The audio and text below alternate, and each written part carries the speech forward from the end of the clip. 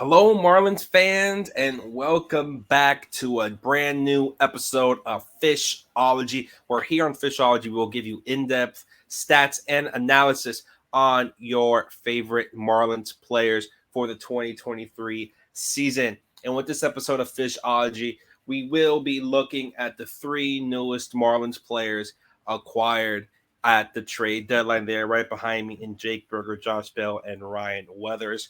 Right here, you can see I'll move down. You can see we'll be focusing mostly on these two guys since they are on the active roster. Ryan Weathers is a bit in a flux right now in the organization. If you AAA coming to the active roster, so we'll dabble a little bit on him later on in the show.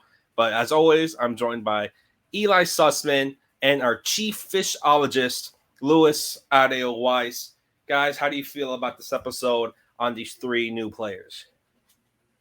It's about as fun a deadline day as the Marlins have had in 3 years, I guess, since 2020. But even really more so, one of the more exhilarating days than that they've had in a long, long time. Just understanding going into this, knowing pretty clearly that they were going to be buyers and doing it. You knew it was going to be creative. You knew they were going to get players. You knew that you didn't know what they were going to do. There were the popular. There were like you could try to connect the dots as best as possible, but you went into this knowing that Kim was going to cook up something creative, and that's the best outcome to me for somebody that covers a team like this is getting moves that surprise you. But when you take a step back, this was a lot of fun. And this kind of, I think this reinvigorated just about everybody, both inside and outside the team, to make moves like this.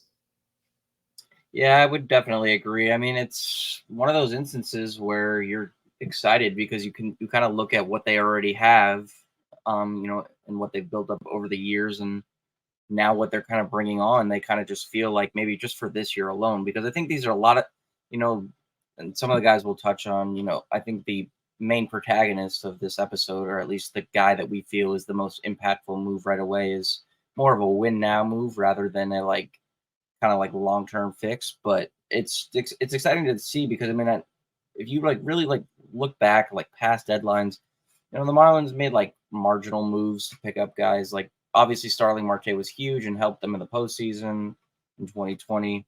But then 2016 they tried to make some moves like with Andrew Cashner and Fernando Rodney, and obviously due to unforeseen circumstances things didn't play out well. And they've tried to add players with the intent of winning ahead of seasons 2012, 2015. But obviously those two seasons did not come to fruition the way in which we wanted them to. That being said, though, yeah, it's fun to kind of like for your local team to be in the market to buy with the intent of going to the playoffs and really going for the ultimate prize at the end of the season, win the World Series. It's fun because for the better part of 2 decades now, it hasn't been that way for the most part. Yeah, and with this, we talked a little bit off air about maybe the most impactful player and maybe the player to really start off on. And that'll be the one here with the most accolades, former Silver Slugger, All-Star, was traded in the big Juan Soto trade last season at the deadline from Washington to the Padres, went to the Guardians, and is now a Miami Marlin, was part of the big trade going with Gene Segura and Khalil Watson to the Cleveland Guardians as Miami acquired Josh. A little bit on his debut, had a fantastic game going 4 for 5 with a home run, and really was the catalyst in the Marlins winning that crazy game for that 12 home runs, 50 RBI, 724 OPS. The veteran of all veterans, played with Pittsburgh, mentioned the rest of the teams. Lewis, what are the Marlins getting with Josh Bell, and how does he fit with this team short term, whereas these other moves seem like they're more long-term moves? And I want to preface that obviously I said Bell is a win now move, and I think a lot of that is because you're likely or you're hoping to get the best of him now, though his does have believe it's a player option, which in all likelihood, because he's not having the best year of his career. I know with Cleveland he had a 701 OPS in his time there.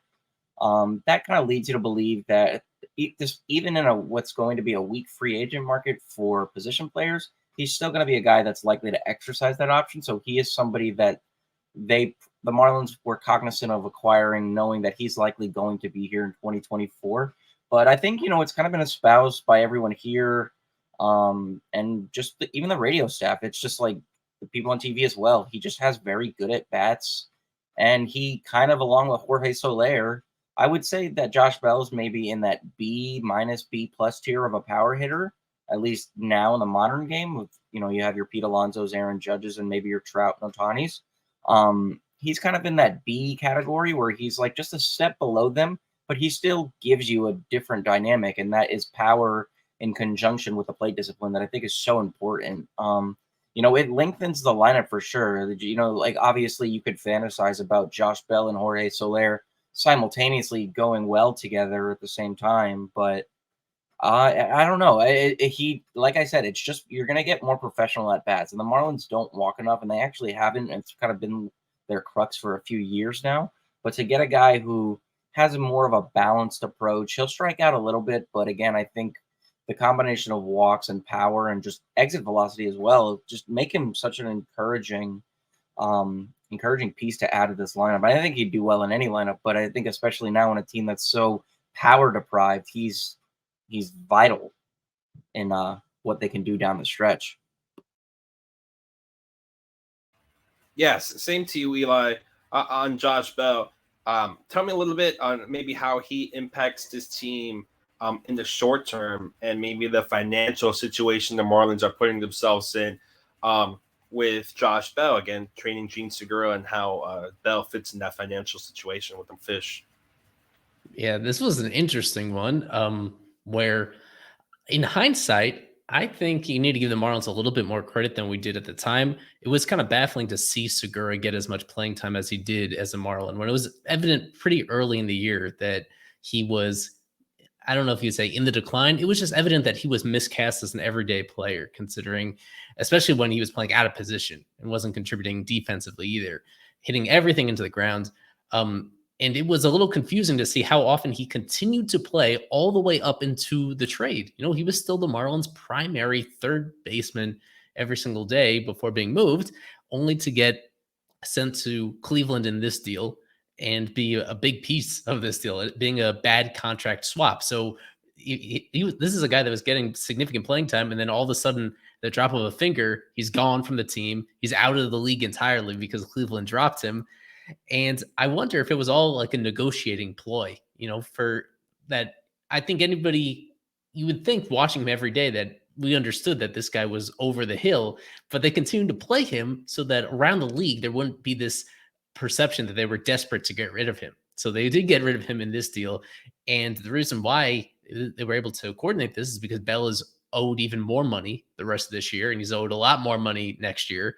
It was $16.5 million salaries each year, and he technically has to pick up his option for next year, and that is the very likely scenario. There is a case where he might not. There is a case where he plays amazing down the stretch and tests free agency because he shows that he is worth even more than that amount of money.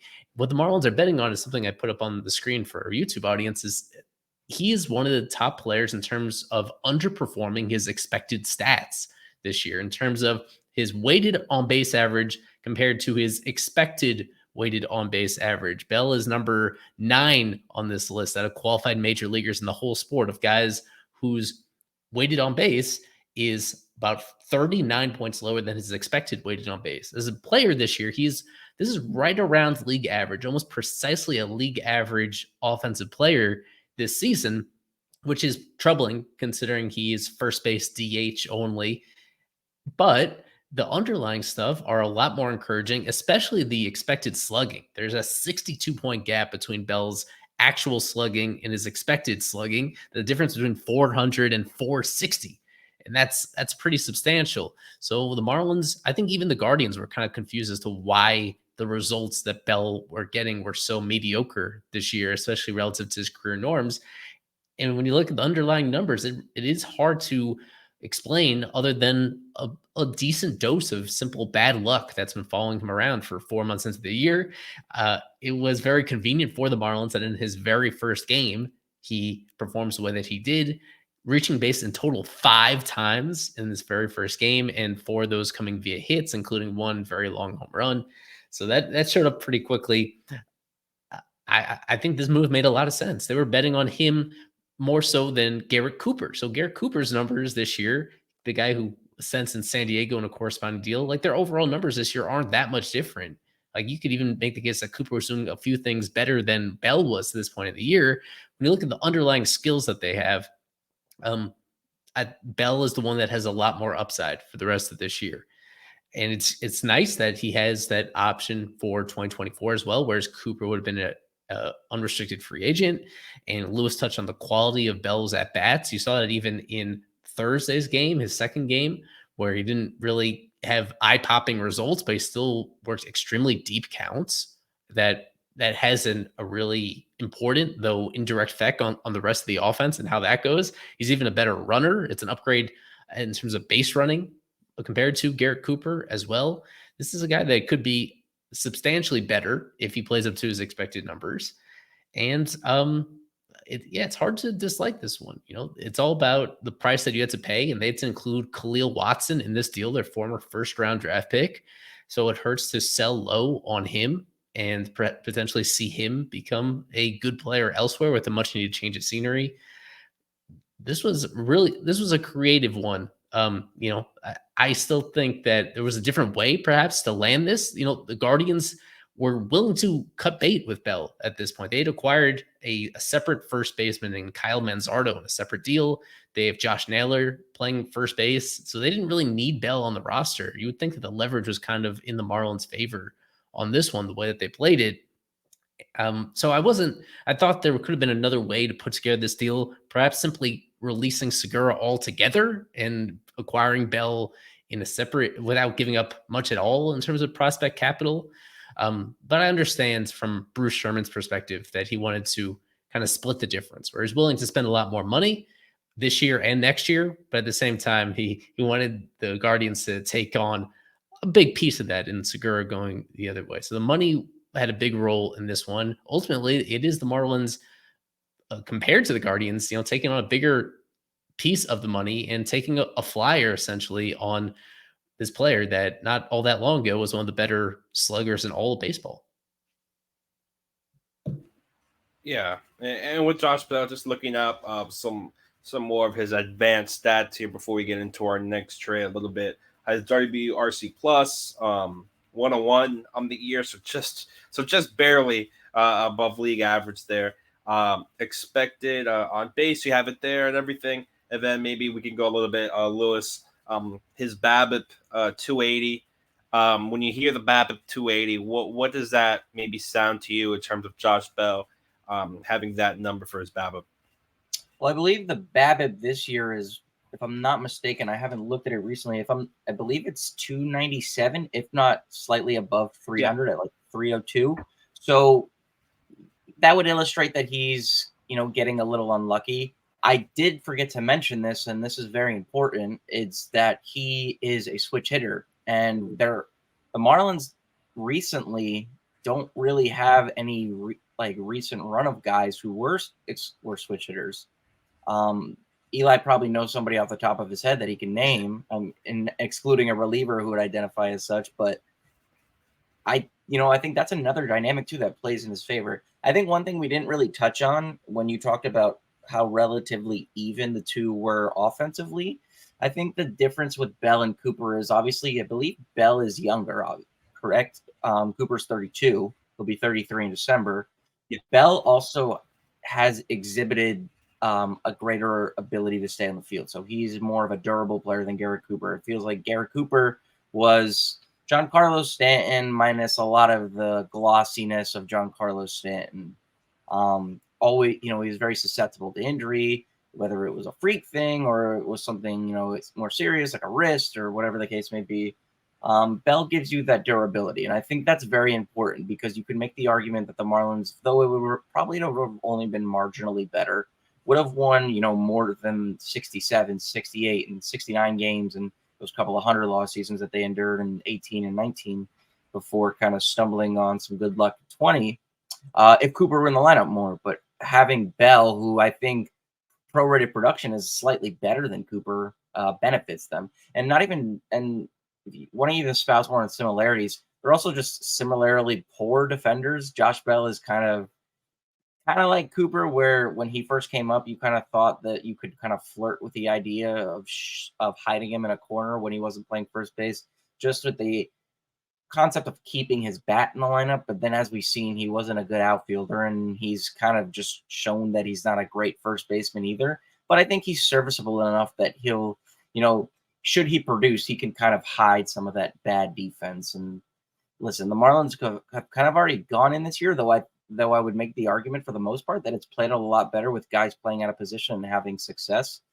I think they'd be able to get away with it so long as he produces. I think that's all that really matters. But when you referring back to the BABIP, he's a if he's a lefty, he's a pull hitter. He's hitting a lot of the stuff to the right side, so he's gonna run into some bad luck.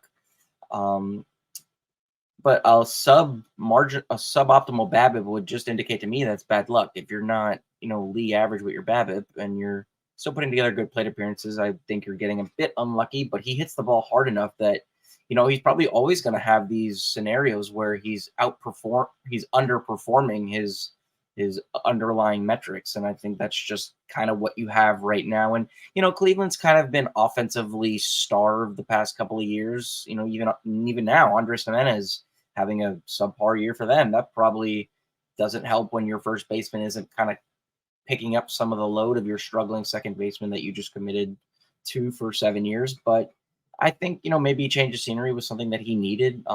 He was okay in San Diego. He was great with the Nationals. He knows the division. He even said post-game yesterday that the familiarity with some of these pitchers and, particularly Wheeler yesterday and Lorenzen today, who he had good at-bats off of, has played and will play in his favor. So, I think there's a lot of things that Kim probably saw that she, as Eli noted, giving up a guy like Khalil Watson, who ceiling-wise, I think is among the more intriguing infield prospects in baseball. What I liked about Watson this year was we knew of the issues he had off the field, but on the field last year, he was striking out at like Peyton Burdick levels, 35%, 35.1 specifically, but he's cut that this year and he's playing an advanced A ball and he's got like a somewhat of a smaller sample size, but Cleveland probably saw something in that said to them, hey, like we already have a second baseman.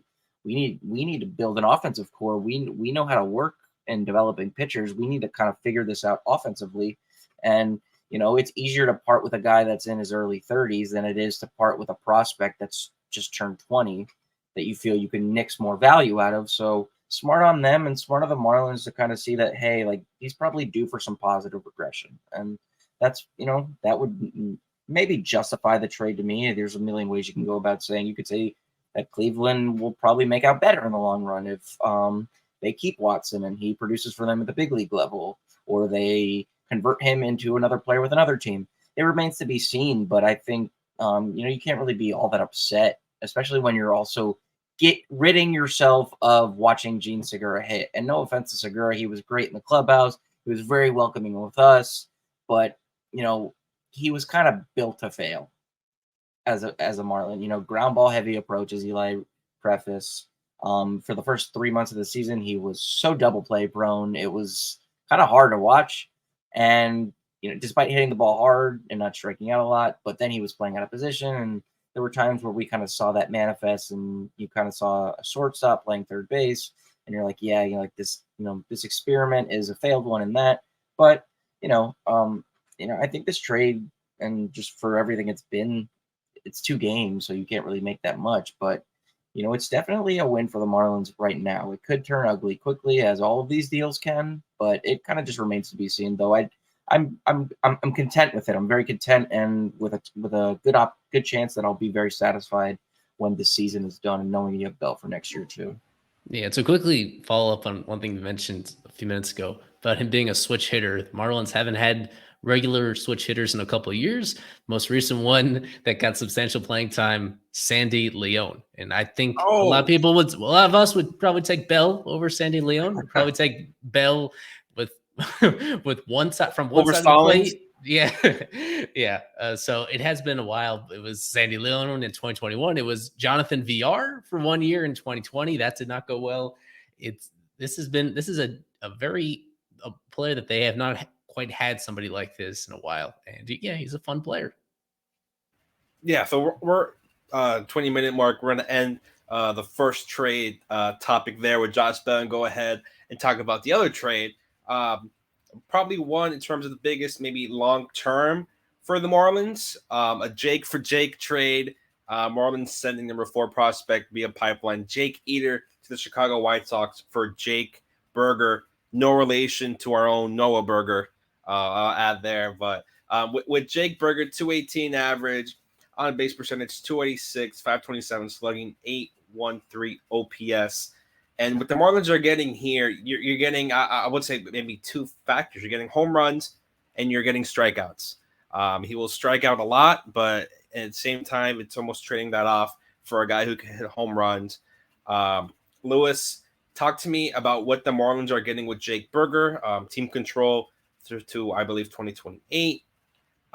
Just how do you compare this to maybe their Gene Segura and maybe the positives that the Marlins are getting with Mr. Berger? Well, that's the third aspect of it. You touched on obviously he's a 2 true outcomes guy more than anything. He's not going to walk enough to really justify the strikeouts, but the control aspect is probably what was the most beyond obviously what I would consider 70 grade power, given the exit velo. And some people may have quips about that and justifications as to why maybe it's a little lower, but like to hit the ball as hard as he does, and to know that he's already a 20 homer guy now, and you've got about 50 games left. The possibility of him hitting 30 home runs is very realistic. And then that being said, the control aspect is probably what was most enticing about acquiring a guy like that, because if the Marlins, as we stated with the benefit of acquiring Bell, who is a power bat, gives you that aspect into your lineup that was greatly lacking beyond Soler. And Jazz and Avi have it, but where have they been for a while? They've only been back for less than a week at this point. To have what you can pencil in or tentatively is 25 to 30 home runs at your corner infield spot, and you can do that right now for the next year and a half, because you're going to likely have Bell next year, as we said, and you're going to have Berger. That's encouraging. Like it just like it lengthens your lineup and it gives you a different dynamic. And they're 2 very different types of hitters. Obviously, I would say that Jake Berger maybe overall isn't as well rounded because of his not his ability, but he has a propensity to strike out quite a bit. I believe when he was traded from Chicago, he had a 22 to 102 strikeout to walk ratio. And that's not great. It could be worse. You could be Rougned Odor and just not walk at all and strike out a bunch, but not hit for enough power to justify it. That being said, though, I think just his ability to hit the ball out of the ballpark, and he's had some. And despite the lack of quote unquote play discipline, he's had some pretty good at bats since he's come over. He's not chasing everything that's coming at him. He's been encouraging. And then beyond the statistics, I think we kind of just have to touch on the personality. I think, like, obviously this is a numbers first podcast, but he is if you can give an 80 for personality, I think you'd have to give him a 90, because he just seems like such a genuinely great person. Like, we saw him on the field with Jess post game yesterday, and the Marlins have done a fantastic job to the social media team at kind of sharing and getting to know him, with the way that they posted a picture of him today with him holding his son, and the caption was Burger and Slider. And that's something that he embraces. I mean, and we like our own Noah yesterday asked him about, hey, like, what was it like to have that kind of like promo centered on you, like this kind of feeling of embrace, and you're coming to a new team, and you could just see that he was so welcoming. So he's one of those guys that even if he doesn't hit to his full potential, and I expect that he will, because obviously he's got data that suggests, when you hit the ball that hard and your power is that legit, especially in Chicago, that he will. But beyond that, just the personality is just so like he's just one of those people that makes you want to be a better person. And like, I haven't even met the guy in person yet, but that's just an aspect of him that I feel like is going to it's going to wear off on people. And not only did they get better on the field because of the batted ball data, but they also got better in the clubhouse. And that's a clubhouse culture that had already changed. So I could just imagine, what it's going to be like, going to work with that guy every day. So, I'm a big Jake Berger guy. I understand the flaws that come with him. The defense is maybe somewhat suspect at third base. He's probably a first baseman long term, but I can't really complain about it right now, other than just what I previously said. I'm very excited to know that he is somebody that's going to be in the fold for years to come. Yeah, he has, what jumps out to me is the extremity of some of his splits that he has. You could start with the platoon situation. Yeah, pretty significant 939 OPS against lefties versus a 767 against righties, about 170 point gap right there. The bigger one is home versus road. Playing at what do they call that now? Guaranteed rate field. He was he was dominant over there, OPSing right around 1,000 at home with 2/3 of his home runs on the season playing there versus on the road. He was awful. Basically replacement level as a hitter, 171 batting average with a 618 OPS. And the strikeout rate way up on the road, the walk rate about cut in half for whatever reason. There's going to be a lot of noise even in the course of 300 plate appearances, but I still find that fascinating that there was such a divide there between home and a road. This is not a team in the White Sox that you usually think of having those type of splits. Like, this is not a Rockies player. This is not even this isn't a player with a particularly raucous home crowd that would necessarily boost their production. This is just a guy coming from that situation. So far, he has not played on the road as a Marlin. He is about to. After you finish watching this, they'll go on the road in Texas and then another road trip to Cincinnati. So if he can't hit in Cincinnati, if he struggles to hit there, one of the friendliest friendliest places to be as a power hitter, then you might have some concerns about Berger and whether these road issues is anything substantial going on. He had a pretty poor month of June, but overall, I'm about to ask you that. Yeah, overall, relatively consistent. Otherwise, yeah, things were kind of dipping for him. Like, the strikeout rate went through the roof. That's like a 40-something percent strikeout rate in the month of June. If he does that in Miami, would that be beneficial, or would you take the home runs if you mentioned 40% strikeout rate? If he's giving you close to 40 strikeouts and not even double-digit walks. Sorry to cut you off, but if that's something you would offset, are the home runs really worth that many strikeouts and that many walks?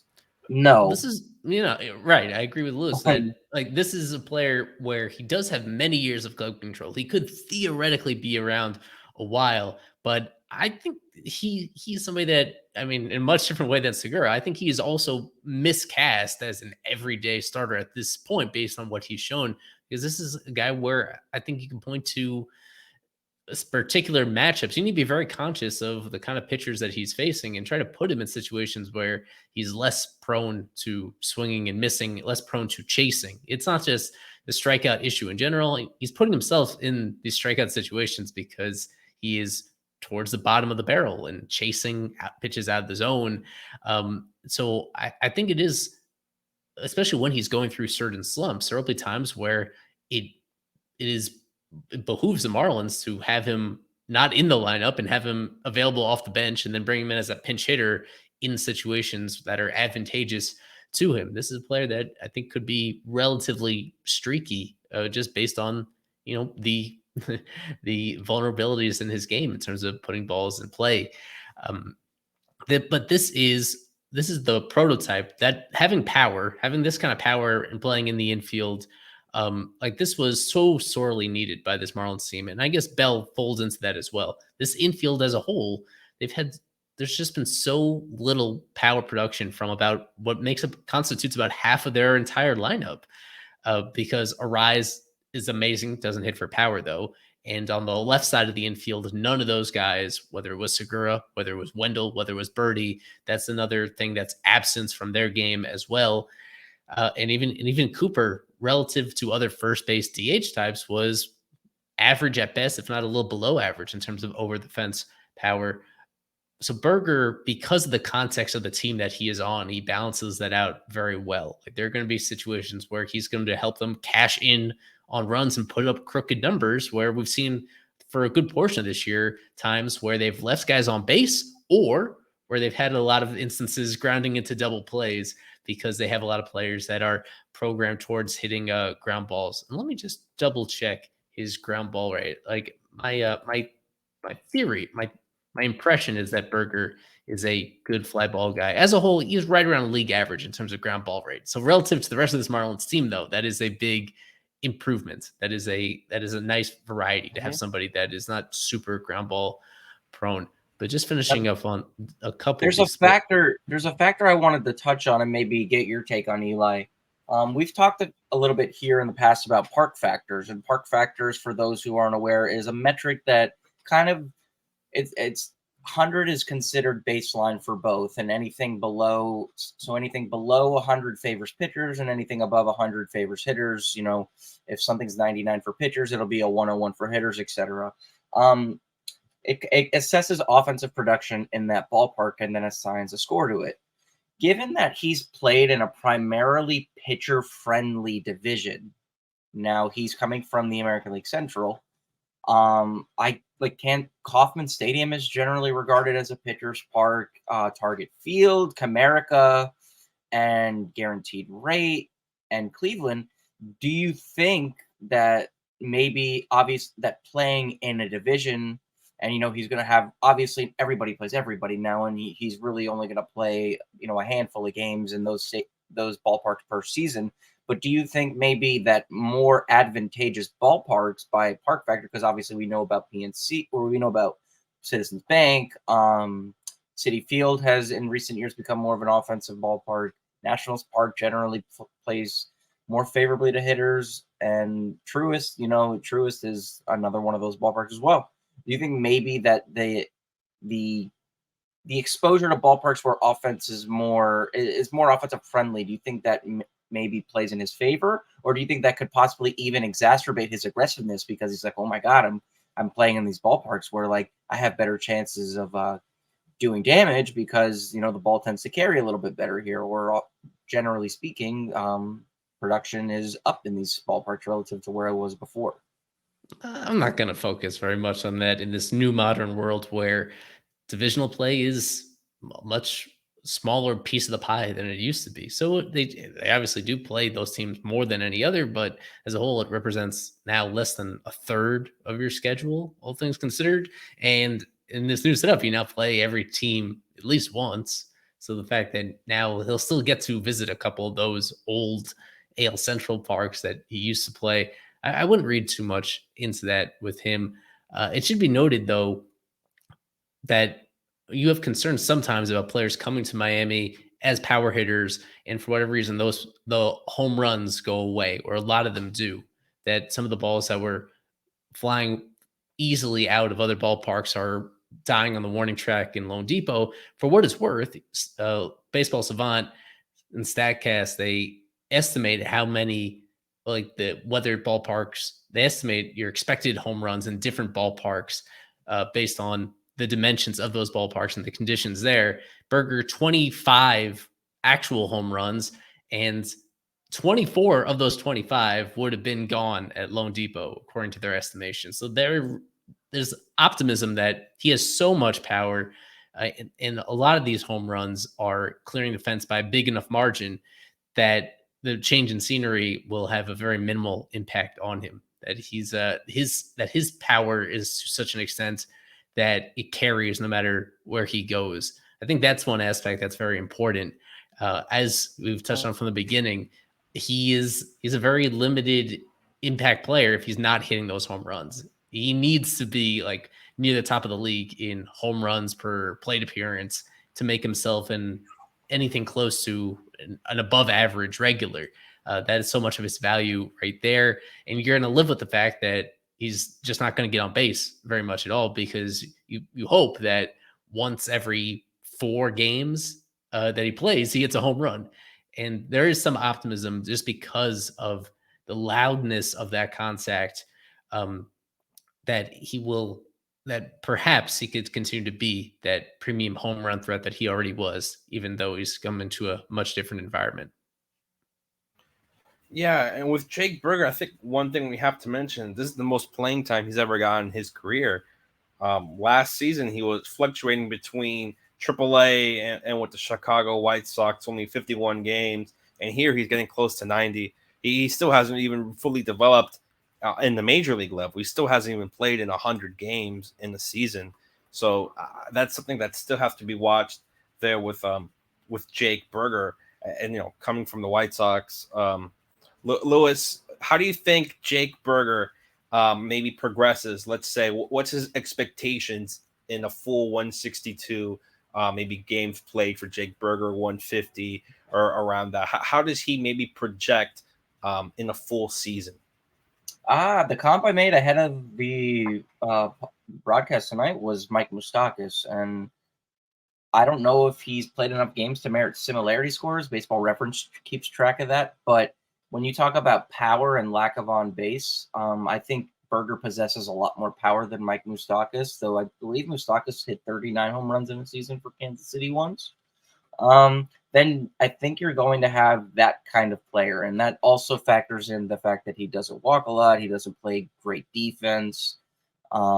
He's a little faster, and maybe if he, especially in these kind of like depressed restrictions on base stealing, maybe if they utilize that a little bit more, though I don't see that being the case, he could add another dimension to his game. I mean, he has one stolen bases here, so it's nothing to wow at, and we've seen even faster guys not be utilized on the bases. But yeah, I'm thinking he's like a Moustakas type. He's like in a good season, a 310 on base guy, 450 to 470 slug.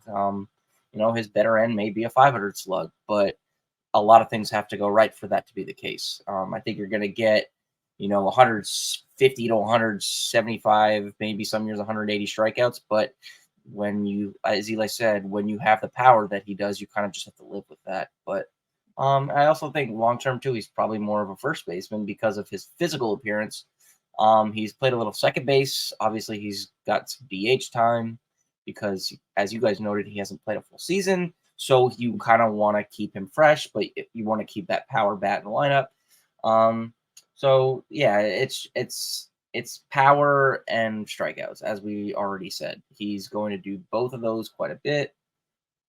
But if he's hitting enough home runs, then I think he'll somewhat justify it. The lack of discipline, that generally doesn't age well. I mean, we're seeing Trey Turner in the first year of an 11-year deal with the Phillies, and that he's a totally different type of player, but he's aggressive to a slightly similar, albeit a little bit better degree. Those things don't tend to age well, but I think for right now, when you're not paying him a lot of money, if he can mash for you, then it's a semi-low risk.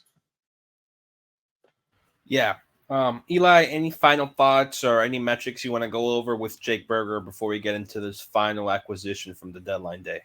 I did want to shout out the red circle that people weren't expecting, his sprint speed. The fact that he is, just in terms of raw running speed, the top sprint speed measuring just the peak of his sprint over a 1 second interval. Like, he's well above league average in that aspect, despite your expectations based on his physical appearance and his baseball profile. He doesn't use it to steal bases whatsoever. That's not part of his game. He does use it on other base running situations. He is, if you go by the Fangraphs base running stat, he is well above average in that aspect as well. It's just he is enough running speed that it allows him to take extra bases on balls in play, and it allows him to stay out of other outs on the bases that other players would. So that is just a tiny thing that he does.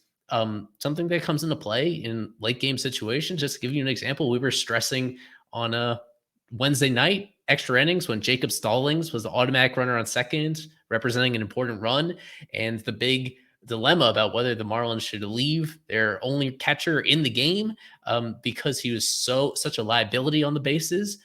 And someone like Garrett Cooper was in that category as well, right? Where you had to make difficult decisions late in games because he was so bad at taking extra bases. And Burger is an improvement in that aspect as well. So at least while he is still in his 20s, he's 27, that is something he brings to the table beyond the home runs.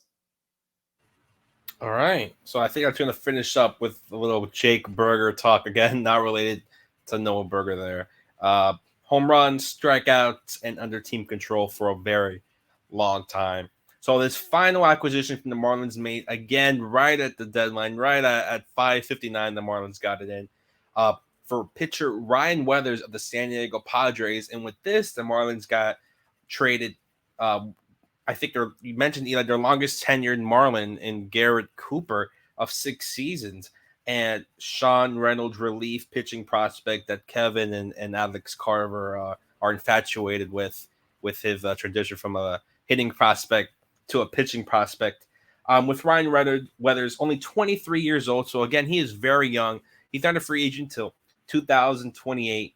Has really struggled since coming up to the majors, but when you look at his profile and maybe what scouts and other people are saying, he kind of brought him up early in his career. They didn't really give him enough time to develop, only coming up at age 21. So they could have used a little more seasoning on Ryan Weathers in the minors. That's really where he spent most of his time in 2022. Had a really good first half in 2021.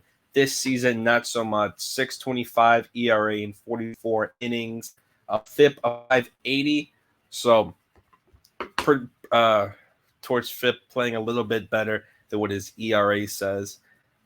Son of a Marlins inaugural player, David Weathers in 1993. Louis, give us a little bit about Ryan Weathers' profile as a player and maybe how it fits this rotation or even as a long reliever.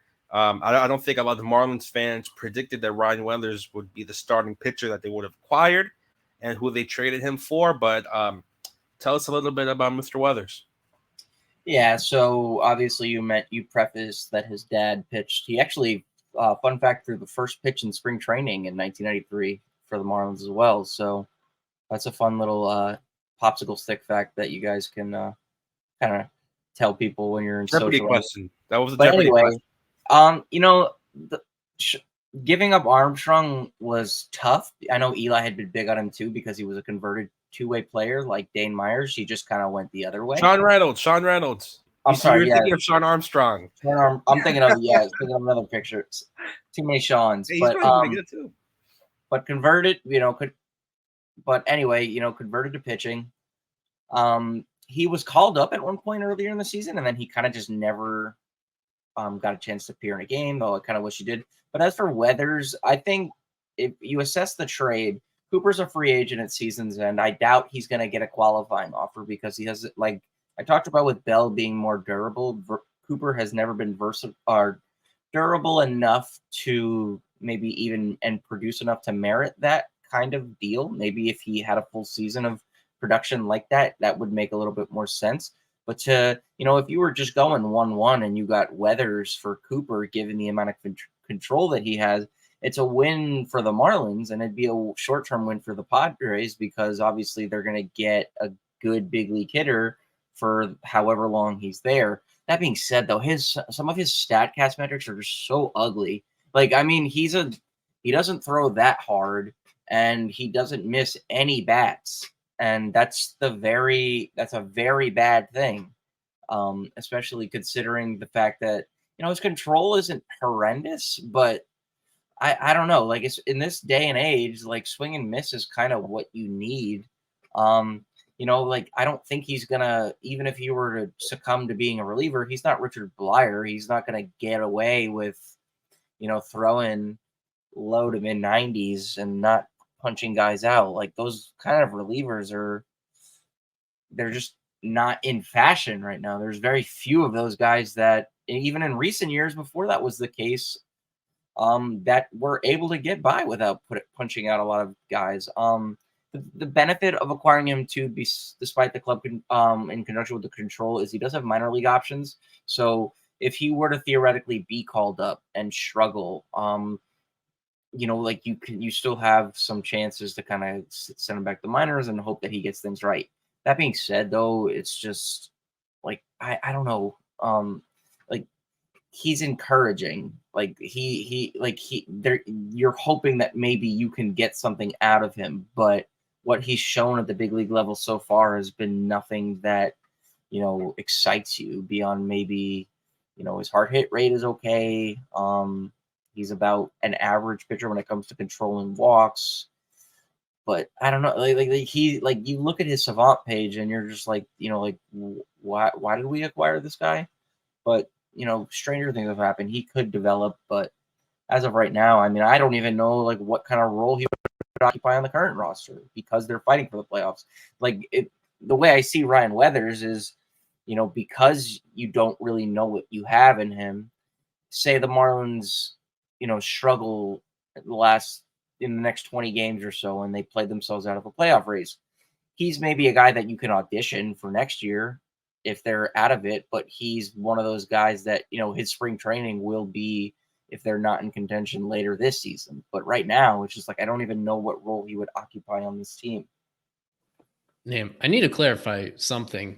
There is his stuff is pure stuff is excitable to me. It doesn't really pop on here, but his fastball velo in the majors this year has averaged 95. And in the minors recently, his last couple of starts before being traded, he was averaging closer to 96 on his fastballs over the course of 6-7 inning starts from the left side, it's very rare. Outside of Jesus Luzardo, there are not a ton of starting pitchers, even in the majors, that can do that. So he hasn't done that over the course of the full season.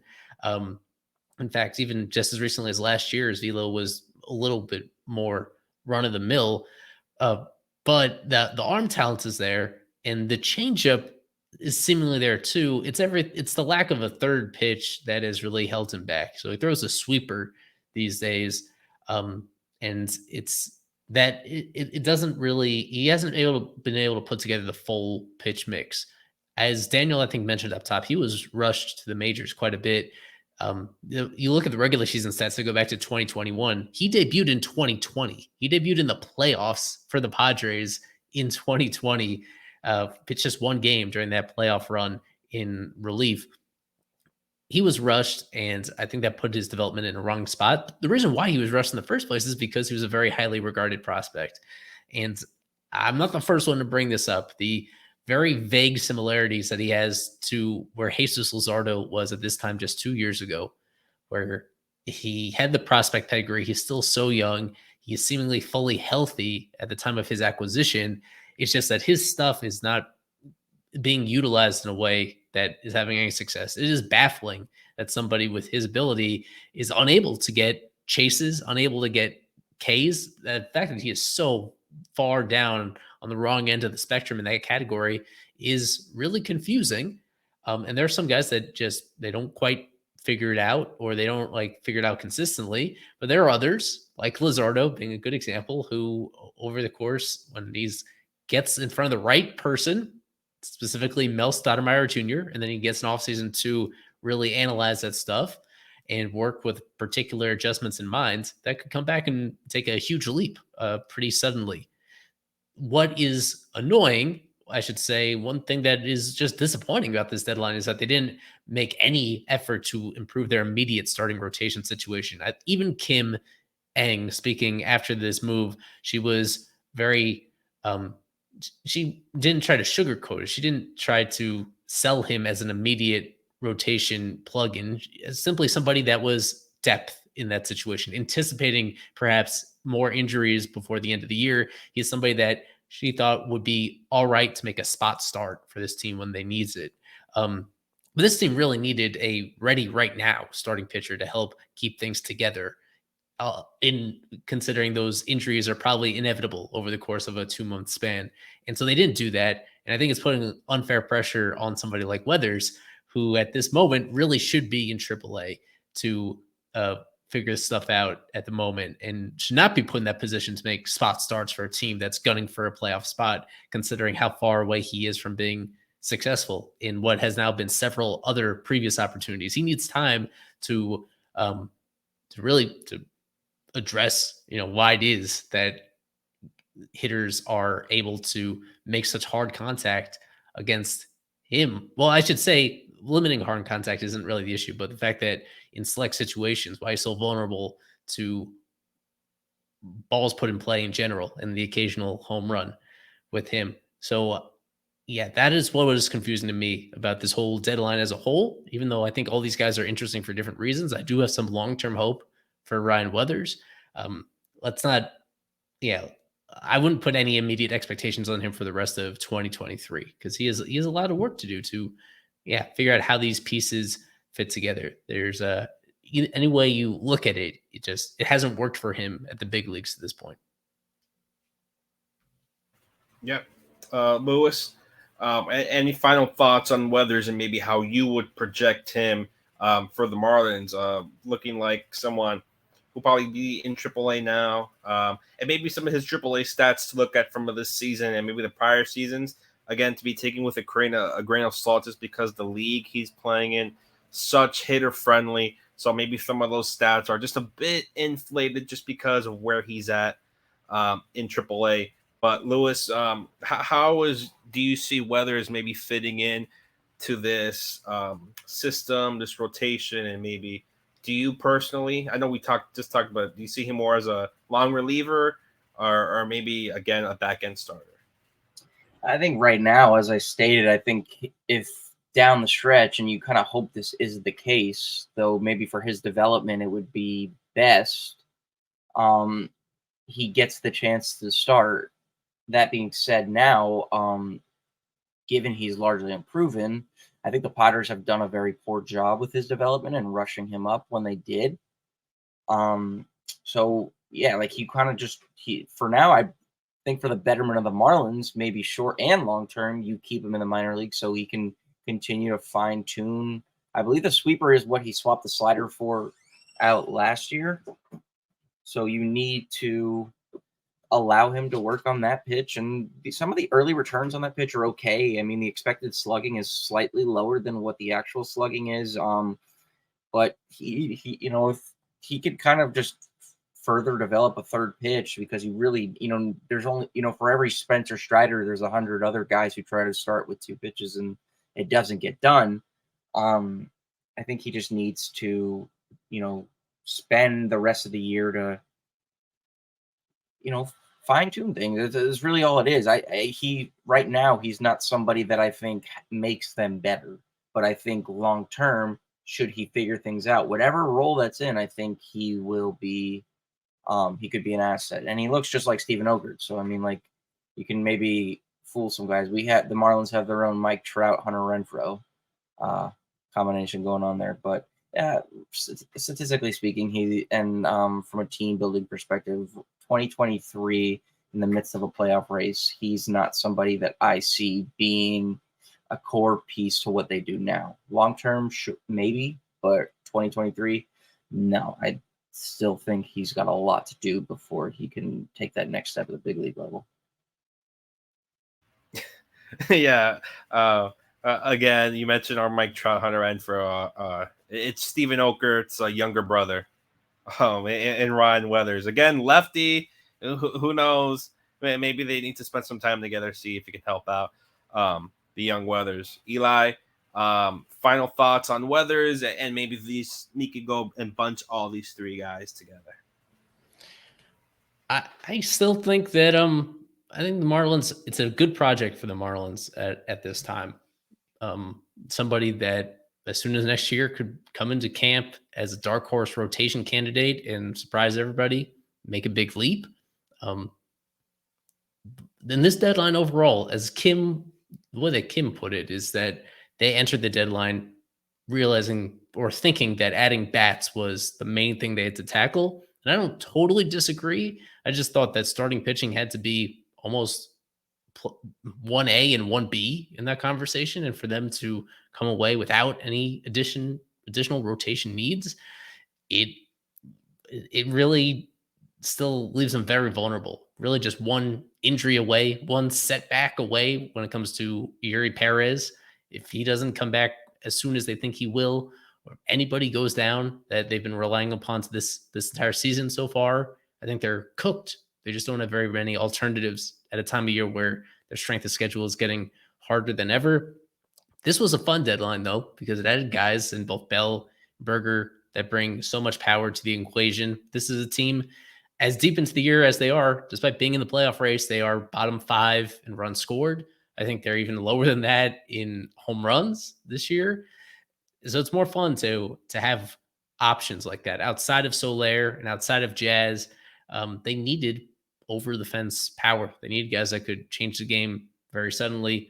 And now they have a pair of those, both sides of the field, that can do that. And especially one in Berger that has done that at such a high level this year, and another in Bell, who has a pretty lengthy history of hitting home runs, even though there haven't been a ton of those happening for him in 2023.